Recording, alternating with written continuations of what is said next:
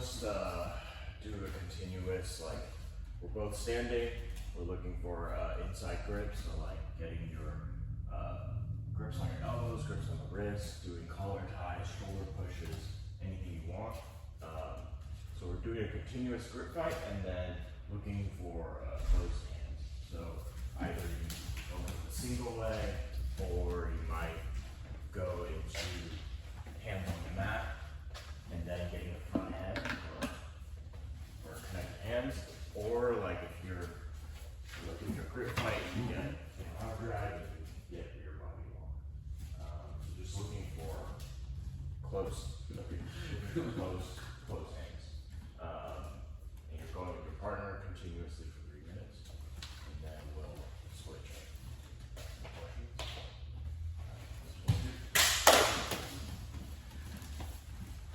We'll do it again with different partners. Just like watching, give some feedback to you guys. Like, I like to hang on to grips a little bit longer. So like, not so much like, I see you guys tumbling to the inside, that's great. I like to get my grips for a slightly longer period of time. So I'm like, maybe I pummel to the inside and I'll get a collar tie, and then I'll use it and I'll start moving. Usually in a circular sort of fashion, because then I can start moving his feet as well. So I'm kind of like watching his feet and then I can go and take advantage of his movement. You guys can also think about like arm drags. You guys can also think about 2-on-1 grips. So like, you could totally just do like a collar tie. Usually they'll like, maybe they'll bring their hand up, and then I can think about like maybe going to the bicep, getting my own 2-on-1, taking an angle.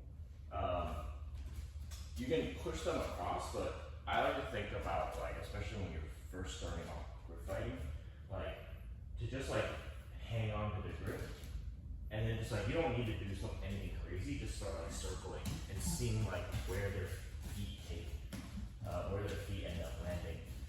And I like to just think like, now I can wait for them to step in a certain way, and then kind of go for ankle picks or single legs. The easiest thing that I like to do is basically get a good grip and then like get their hands out of the way with whichever foot is in the front. So maybe he'll like bring his hand up for here, and now that his hand is up, he's exposing his space here. So maybe I just slip the collar tie away and pick up the leg here. Or if I want, I can go for this leg by making him turn and then coming up for it. So it's just like a little game of like, I'm using my grips to move the person, opening up space underneath their arms and their chest, and then going in for the single. Or if their weight is leaning forward, or snapping them down. So there's a lot of stuff we can do. We'll find new partners, and then we'll do it again, try out some of these things. On 2 and 2.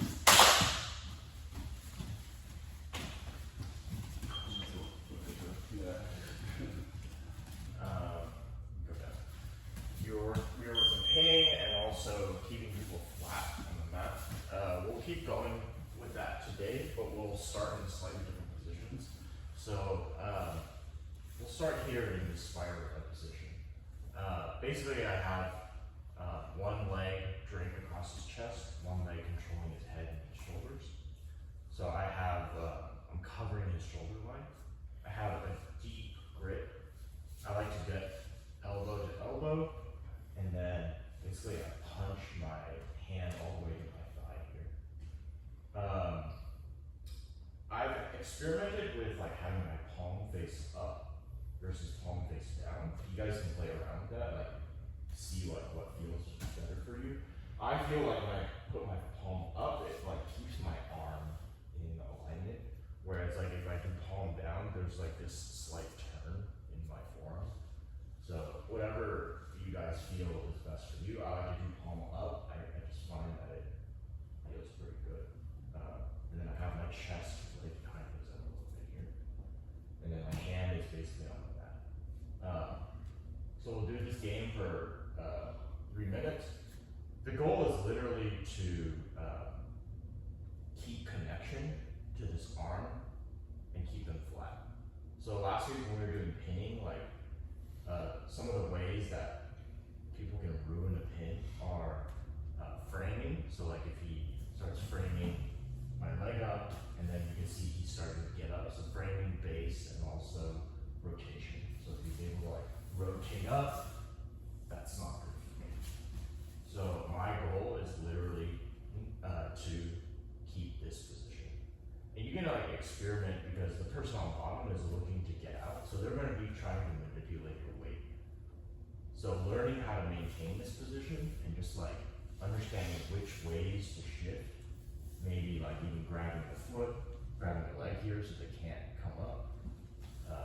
You guys can also experiment with switching your grip. So like this will offer a different like weight distribution as well. Because now if they try to push you this way, I have a hand to block. So I want you guys to, we'll play in this position. It's called the spiderweb. My goal as top person is literally just to keep them down and to maintain connection. So if you're the person on bottom, you're looking to reverse the position or make the top person lose connection with the elbow. So like if you're able to pull your elbow out, then flip flop. So every time the goals are completed, flip flop, and then we'll run it together next. So with more partners, and then I can watch you guys and give you some tips. Any questions? All right, I'm doing two.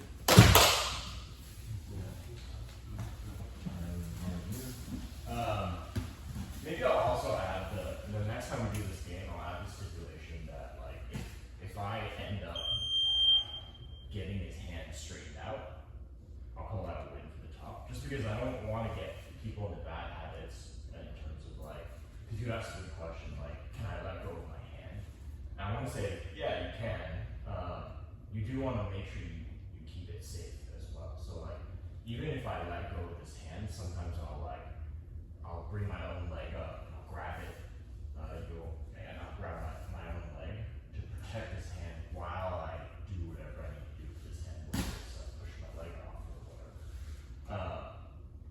So I think like watching you guys, I think it was good seeing, you guys are just like distributing your weight in a way where like it makes it hard for the bottom person to get up.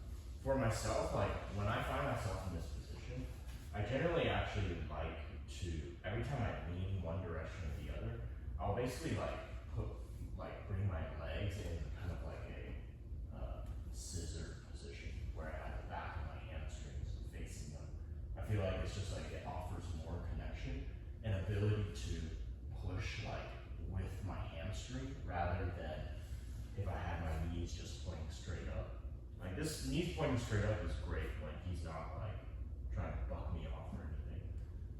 So I like to like just do a little bit of like a scissor angle, and later this helps me break the grip as well. I tend to like grab this leg as well. This prevents him from using his feet to come up. Because if I don't, like he can start to come up and he'll scissor his legs. And this is bad for me for getting up. And then, can I see anything else? Maybe I'll just save a minute for questions if anyone has them. For those who did the drill or did the game. Anything you found difficult? No? Alright, we'll run it again. So different partners. Same thing, except if you decide to open your hand, make sure you keep it safe while you try and get posture, get up, or free your arm. If they extend your arm all the way, like don't crank it, don't finish it, just it lets the bottom person know that you're potentially in danger and then flip flop. The main goal too is getting the elbow past the hips, right? When you're on the bottom. Yeah, so if you're looking to try and get out,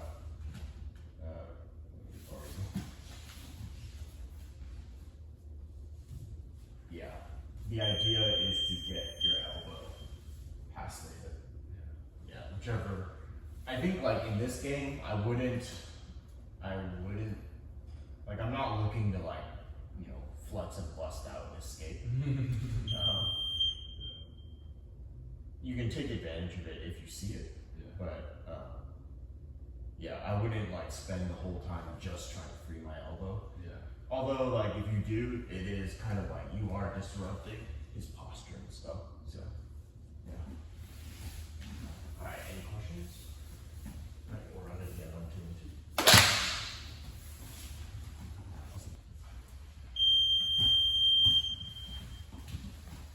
All right, we're going to do a similar position, but not necessarily spiderweb, but a position that we might use to drop into the spiderweb. So it's essentially the S mount. So basically I'm going to be here, and you can do a rear naked choke grip as well. So the way we get into this position is usually from mount. So we usually have like we're under one of his elbows. One knee goes to the head, and then this knee by the head, I'm going to basically have more weight on it, which makes this leg light, and it helps me wrap my leg around kind of like his chest here. And then I basically like to lean onto my opponent's chest right here. So if you want to be nice, you can put your hand on the mat. That takes off a lot of the weight. But when you're rolling, like I find that it's always nice to just take my hand off so that all of my weight is kind of like on my outer leg right here, sitting on them. So we're gonna play from this position, and again, it's gonna be very similar. I want to be able to maintain connection, not get fucked off, and then be able to keep them flat. And I think this position is really powerful, just because like I think a lot of the ways that people teach this position, they teach it more of like a transitory position, where it's like I come from a mount, I get into this position, and then I'm looking to put weight on them only to throw my leg over and try to go for this arm bar by like sitting down. And I find that like strategically, it's not great just because like I'm sitting down and this moment between when I'm dropping down, there's this opportunity for people to escape. Like, you can be as tight as you can. It is just very difficult to hold it. I think the less risky way is actually to use this S-mount position and then just finish them from here. So learning to maintain this position, I think, offers a lot of less risky ways to finish your opponent. Because if I can hold them up here and then just like be able to separate their grip and then bring them over and without dropping down, be able to finish them from here. Even if I don't finish, like I still remain on top. I still have better position. So I think strategically, S-mount offers a lot of good advantages if you know how to maintain it and finish from here. So we'll start from S-mount. Again, we have a deep elbow grip. Your partner can take whatever grip he wants, whether it's rear naked choke grip, S grip, whatever. And then my goal is to literally just maintain connection and keep them flat from coming up.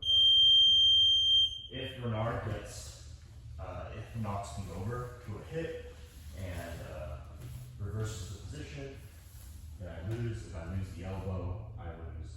And then there's really no win condition for the top. It's really just trying to keep them down and maintain connection. Questions? First, we're on just like a little note about the starting position. Like this is why it's important to get somebody's elbows up. Let's do it this side so you guys can see. My knee is basically like, I'm going to be under their elbow, kind of like right next to their head. And then I definitely want to take an angle. So like some of you are like really like almost still facing forward. I'm basically 90 degrees offset. Like I'm facing this way. And that gives me maximum power to to start doing grip breaks, looking for arm bars. Because if I'm looking forward, the angle's not really right for the arm bar. Like, yeah, it's just because the arms are at the sides here. So I can go 90 degrees offset here. And now I'm in a great place. Just a little note on the starting position. That should help you guys. Alright, so we'll run the game back again. Different partners, same thing.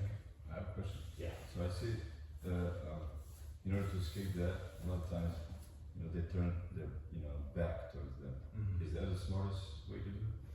I mean, Should I avoid that kind of like not give up? you're saying like when you're on the bottom, right? Yeah, when I'm on the bottom and try to escape that, and then I see 2 times, to turn back. Is there Yeah, so like, I think there definitely is a risk. Like I am rotating, and I'm basically when I rotate, I kind of use my own body as a frame. Yeah. But there is a risk. I know that there is a risk of a backtake here. Yeah. So I won't say it's wrong. You just pick and choose which kind of. Yeah, I think the idea is that like even if I do this as a person on bottom, Bernard needs to understand how to get me flat again. Yeah. And then me as bottom person, if I do decide to utilize this escape, I need to understand that there's a risk of a backtake, and I need to make sure to prevent that. Okay. And I think it's also like, it depends on like what you're comfortable with. Yeah. Like I know for myself, I would rather give up a backtake than get finished by the arm, just because that's like, I feel like my back escapes are much better than my arm escapes. So it's like, I might even give up the back and then just like fight my way out of the back. Okay. So it just basically comes down to which position you're more comfortable with. Yeah. Because I'll never say something is wrong, because like, if you have really good knowledge of how to avoid backtakes from there, like, if I were to turn that way, like, yeah, I would probably think about like making sure. So if you go for a backtake, like we'll let it do. Yeah, for me it's just like I would start escaping immediately. But since his goal is to keep flat, that might change the parameters. I don't know if that was a good answer. No, it was. It was because I don't think there is a. I mean, either you're gonna choose to get finished with, with armbar, or you take. I mean, just gonna pick the lesser. What is the? Yeah, like even sometimes it could just be that like you turn that way for a moment, just to shift his weight, so you can move another part of your body, and then you immediately push back down, and then now you guys are in a slightly different configuration. Maybe it's better for you, maybe it's better for them. Okay. Alright, same thing on 2. Move back to the spiderweb position. Or actually, first note, make sure you have your, like anytime you're doing the spiderweb position in S-mount or here, make sure you have your chest behind your elbow. I saw a couple of you like sort of slipping off to the side, and then they're able to either get their elbow down or, because my chest behind them is a wedge behind their elbow, so that I constantly take up this space right here. So we're back to the spiderweb position right here. The goal is going to be slightly different this time. My goal on top is not only to maintain the position, but we're basically adding a variable where I need to maintain a grip break, or just basically constant isolation of this arm.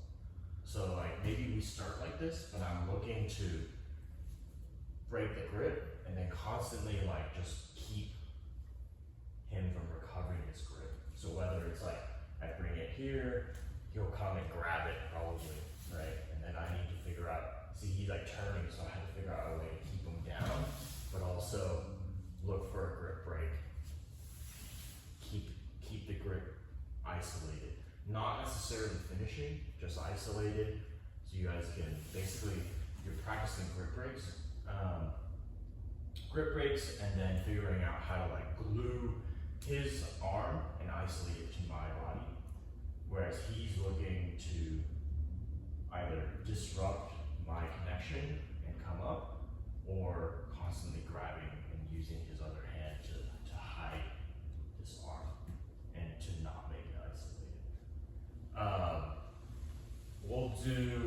because it's more of like a continuous game, probably do 2 minutes on top, 2 minutes on bottom, so that you guys can sort of get a feel without worrying too much about who's winning or losing the game. Any questions? So it's just continuous, like looking to isolate the arm and keep it away from the other arm while you keep your partner. Alright, 1, 2, 3. A little bit about script breaking and then we'll run the game back again. I just want to make sure, like, whenever we're in the spiderweb position, I'm keeping really good contact, like close and elbow to elbow. And like, I think some of you are like leaving your chest, and so this offers the opportunity for it to slip. So I can keep it really tight. As it pertains to grip breaks, I think of 2 ways kind of to break grips. There's like the brute force / strength method, which is like the fact is like my legs are stronger than his arms, and I can basically win just due to the strength difference. And then there's also just undoing the grip that you see. And I kind of like the second one better, but the first one does work pretty well because this is all very advantageous position. So like one of the ways is literally just cook your partner, like keeping everything really, really tight. And then, yeah, like the fact is that like I'm holding his arm and then I'm basically extending my legs until I can see kind of like a little bit of his palm right here. And then I'm basically just popping it off and then making sure like I go for his thumb, whether it's to keep his arm away or if it's just to like actually finish. But once I separate the grip, I'm always looking for that thumb because it's the end of the lever. So like if I hold like at his forearm, like he can, there's still a lot of like strength, but if I start holding at the thumb, then it's much easier for me to control his arm. Another like brute force way to break the grip is if you start like swimming your legs to like the inside of his far arm here. You can basically like use your feet to push and do an X break. But there is a trade-off, right? Like I can break his grip, but now I have less control over him, and now you can start getting up. So it's a thing that you kind of have to finesse and think about. Like if I want to use that X break, how am I going to get my legs back so that I can re-control keeping him down while I get his hands separated. And then like when I say undoing the grip, it's basically looking like if you look at how he's configured right now. Let's say I can't use strength to break this grip. How would I do that? So like I could just remove a leg off the head to gain access to his hand. Take my free hand, grab it, pull it, put my leg back over, and then out. Or if he has like an S grip, I can just kind of like look at how the grip is done. Like he's basically pulling into his own fingers. So it would be like if I maybe like pull his arms first towards each other, like that, now it becomes easier to grab like kind of like the entry points of the grip, whether it's like the thumb or the pinky, and then separate it, and then look to separate the arms. There's always a way to break a grip. Like if you look at any type of grip, there's like little entry points where you can grab like underneath the fingers and start stripping them.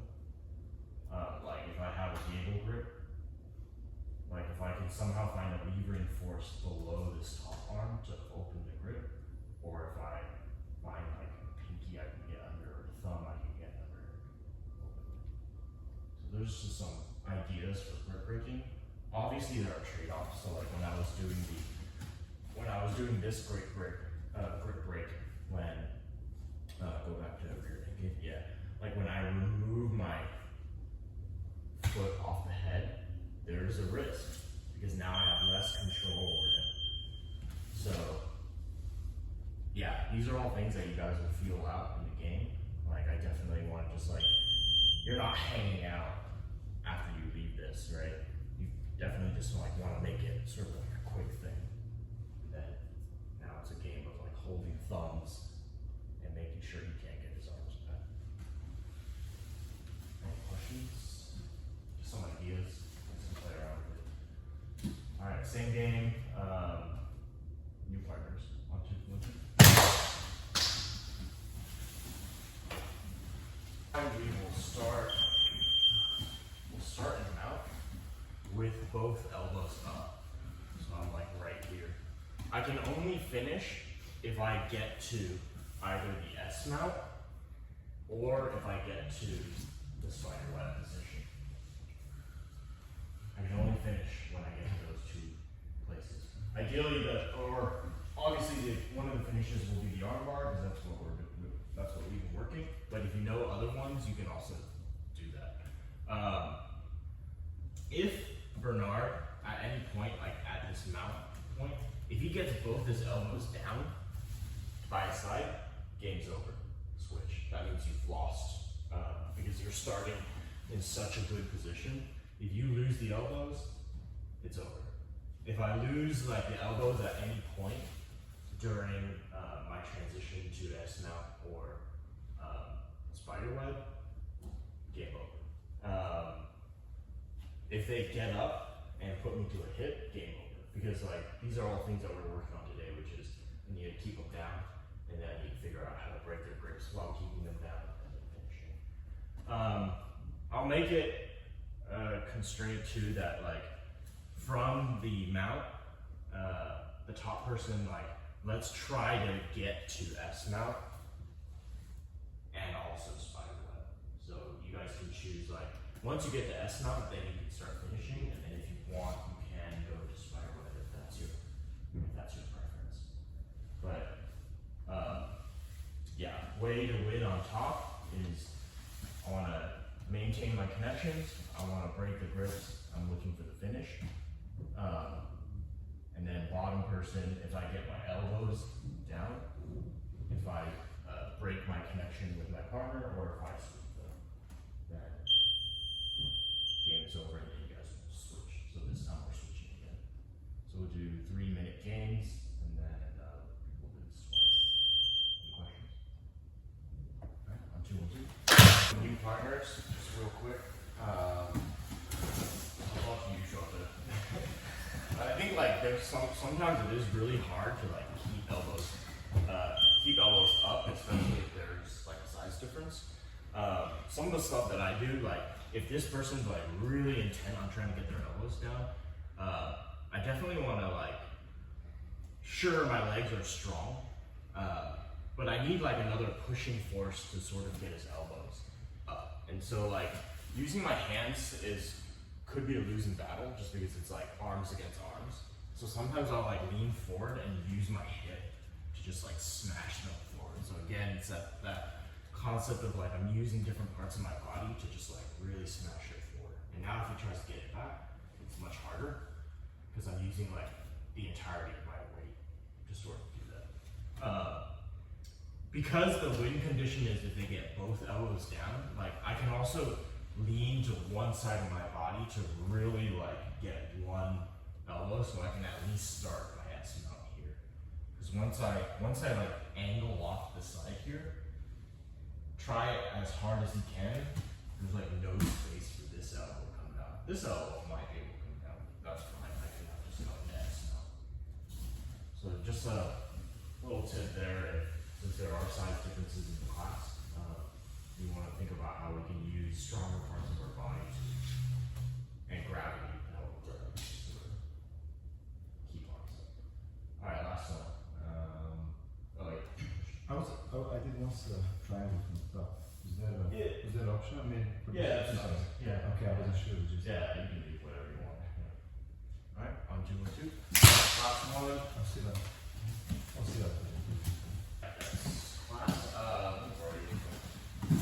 So I think a lot of jiu-jitsu is obviously about weight distribution. And I think like one of the harder things to teach is like how do you keep dynamically shifting your weight so that you're always keeping them down, you're always letting them feel letting yourself feel really heavy on them, and that's something that's really difficult to teach. It's just like, just gotta go on the mat and just feel it out. And so like one of the things I saw was like when we're doing this mount to S mount transition, like I definitely don't, I wouldn't say it's wrong, especially if folks have like flexibility issues, but like putting a knee, like when I'm like here and then I decide to transition to S mount, I see like people putting their foot on the mat. And I think like this poses a problem because when I put my foot on the mat, like I basically give a lot of space for them to get elbows. Some people might even like suck their knees into this position and then get their guard back. And so one, I'm giving them a lot of space, and two, they're not carrying their weight anymore. And so like I think I'm just about like shifting my weight from one leg to the other, depending on which side of my body I want to move. So like if I'm looking to S mount using this leg, I definitely want to keep heavy, but I'm just shifting my weight ever so slightly so this leg is light, and when it's light, I can throw the leg over, and then you'll see like as I throw it, my weight will come back to the center right here. So I'm not like, I don't keep leaning this way because then now my weight's kind of on this knee and it's not on him, and now he's going to start getting up, right? So I shift back to the center, and then now he can't get up anymore. So it's just this constant sort of weight shift that comes on before when we're doing that. And then like when we were talking earlier about like pushing his elbows in, keeping the weight forward so that he couldn't get his elbows back, that's another form of a weight shift. So we have open mat now. We'll be working this throughout the week on Wednesday and Friday morning. Also looking at other arm bar stuff.